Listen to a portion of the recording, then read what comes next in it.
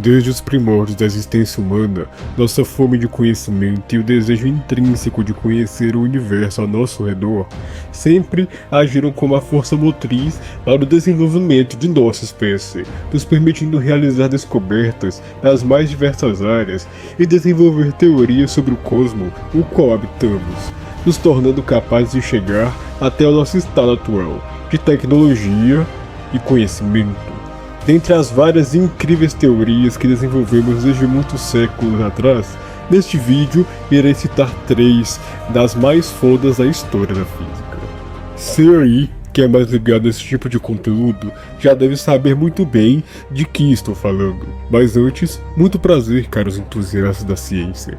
Meu nome é Júlio César, mais conhecido como O Cienceiro, e estas são as 3 leis de Newton.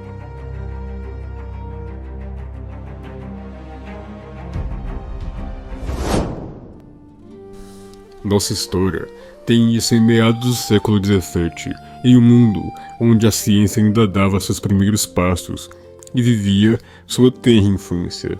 Em tal tempo, ainda haviam várias pessoas instruídas que ainda acreditavam em magia e feitiçaria. Quase nada se sabia sobre os princípios fundamentais que regiam os elementos e os fenômenos da natureza. Para a maioria dessas pessoas, uma divindade onipotente controlava o universo e muitos atribuíam os acontecimentos e fenômenos naturais a forças místicas inexplicáveis. Não havia teorias próprias da mecânica ou ideias capazes de explicar o porquê dos corpos se moverem da forma que se moviam. Então, não há surpresa ao ver que até um dado momento da história, as pessoas não compreendiam o que prendiam os planetas em suas órbitas, ou o porquê de maçãs caírem na cabeça de caboclos desavisados. Mas, esse tal Newton era foda, e, até o final de sua vida, ele teria todas as respostas para essas questões e mudaria completamente a forma como as pessoas viam o mundo. Empolgante demais, né não? Pois bora lá.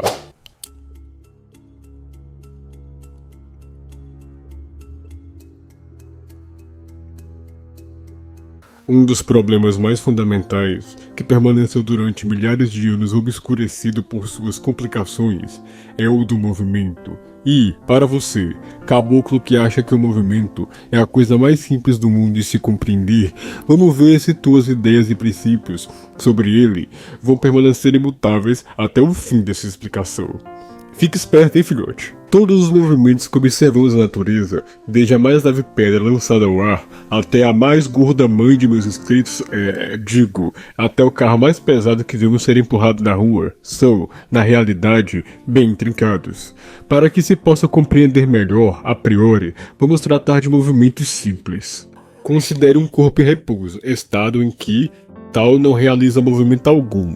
Para que possamos alterar sua posição, vulgo movê-lo, se faz necessário exercer alguma influência externa sobre ele, seja empurrá-lo, levantá-lo e etc. Também parece natural dizer que a velocidade está essencialmente ligada à ação de movimento de um corpo, visto que a experiência continuada nos leva a crer que devemos empurrar com mais força para que o corpo aumente sua velocidade. Mas é aí que te digo algo que a dura realidade mostrou para os cientistas com o passar do tempo. A ciência tá pouco se lixando para o que sua intuição diz.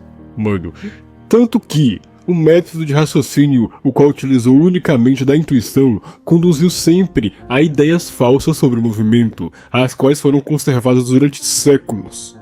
Isso se deve à autoridade de alguém bem famoso até os dias de hoje, um filósofo conhecido como Aristóteles. Em seu livro Mecânica, obra atribuída a ele por 2000 anos, ele cita que um corpo em movimento chega à mobilidade quando a força que o impele não pode mais agir de modo a deslocá-lo. Essa história de se utilizar unicamente da intuição para o desenvolvimento de explicações para fenômenos observáveis se perpetuou por muito tempo, desde então, até que em meados do século XVI, surge uma figura muito importante para a história da ciência, o famigerado Galileu Galilei.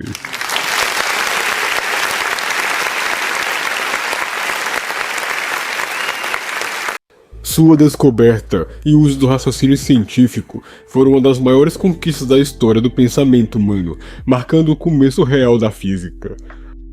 Essa descoberta nos ensinou que conclusões intuitivas baseadas na observação imediata nem sempre devem merecer confiança, pois, algumas vezes, elas podem nos levar a pistas erradas.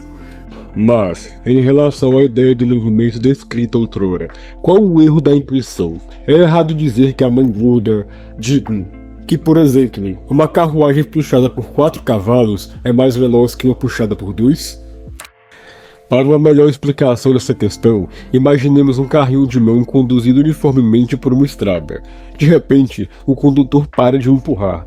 É fato que o carrinho irá continuar se deslocando brevemente, até que o atrito e as demais forças externas o façam parar. Agora, como fazer com que ele ande mais do que isso? Só há um jeito: eliminar as influências externas, através, por exemplo, da lubrificação de suas rodas e do nivelamento da estrada. Perceba o quão foda é este tipo de pensamento, visto que estamos realizando uma interpretação teórica de um evento observado, uma interpretação que é, na verdade, arbitrária.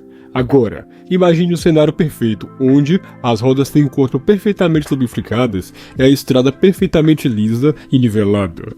Nada há de deter o carrinho que outrora recebe o impulso inicial de seu condutor.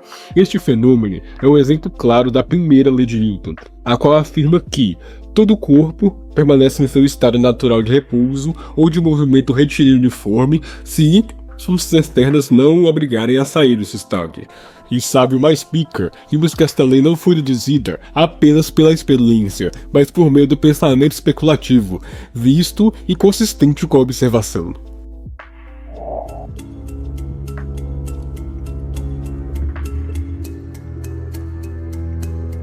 Agora que já expliquei a primeira lei de Newton e o pensamento que levou à criação dela e das demais, vamos para uma explicação mais prática da segunda e da terceira lei. Imagine que você está passeando de boas com seu carro recém-quitado, novinho e cheiroso, e, de repente, ele atola no meio do caminho e você tem que empurrá-lo. Apesar de se encontrar triste, ficando cada vez mais puto naquele momento, tu percebe que, quando empurramos algo, geramos uma força, e essa força pode causar movimento, que, no seu caso, não é bem assim, mas deixamos isso de lado. Quanto maior a força aplicada sobre o carro, maior será a sua velocidade de deslocamento, certo? Pois bem, essa é a segunda lei de Newton, conhecida como o princípio fundamental da dinâmica, a qual afirma que a força resultante de um corpo é igual à massa vezes a sua aceleração, sendo a força resultante a soma vetorial de todas as forças aplicadas sobre um corpo.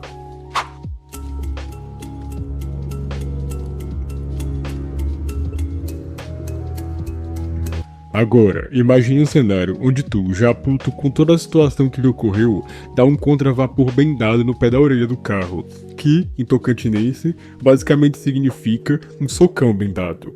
Ao socar o carro, tu aplica uma força nele, a qual se torna perceptível pelo amasso na lataria, mas o carro, em forma de vingança, também aplica uma força oposta ao seu movimento, mais especificamente na mão que tu usou para socá-lo, te deixando com muita dor. E esta é a terceira lei de Newton, conhecida como lei da ação e reação, a qual toda a força de ação sobre algo é correspondida com uma força de reação, que possui a mesma intensidade, direção, mas o sentido é oposto. Se você chegou até aqui, isso me deixa muito feliz, pois significa que consegui cativar-te. Então, não se esqueça de deixar seu like e sua inscrição para ajudar o maior canal de ciência do Tocantins. Muito obrigado e até a próxima.